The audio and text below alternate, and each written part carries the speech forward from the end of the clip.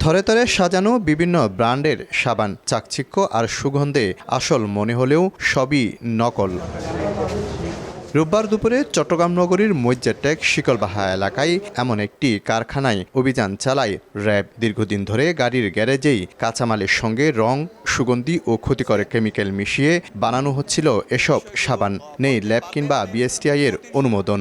তাদের বিরুদ্ধে আইনানুগ ব্যবস্থা গ্রহণ করা হবে এবং নির্বাহী ম্যাজিস্ট্রেট কর্তৃক তাদের বিরুদ্ধে রায় ঘোষণা করা হবে। নকল সাবান ব্যবহারে ক্যান্সার সহ মারাত্মক স্বাস্থ্য ঝুঁকির কথা জানান বিএসটিআই এর কর্মকর্তারা।